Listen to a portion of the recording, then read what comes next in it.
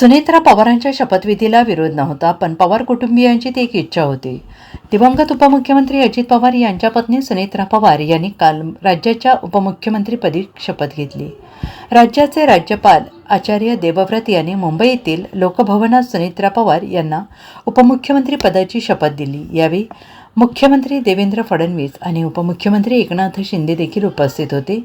अजित पवार यांचं 28 जानेवारीला सकाळी विमान अपघातामध्ये निधन झालं. त्यामुळे अजित पवारांच्या निधनाच्या अवघ्या 3 दिवसानंतर सुनेत्रा पवार यांनी उपमुख्यमंत्री पदाची शपथ घेतल्याने एवढी घाई का करण्यात आली असे प्रश्न उपस्थित झाले आहेत. तसेच सुनेत्रा पवार यांच्या शपथविधीबाबत शरद पवार यांना विचारलं असताना मला काही माहीत नाही असं उत्तर त्यांनी दिलं. आता या दरम्यानचा एक महत्त्वाची माहिती समोर येते.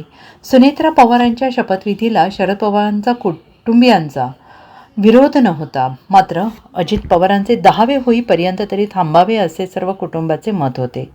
उपमुख्यमंत्री होण्यासाठी शरद पवारांच्या पक्षातून अन्य कुणीही इच्छुक नव्हते अशीही माहिती समोर येते आहे. Bureau report SPN Marathi, Baramati.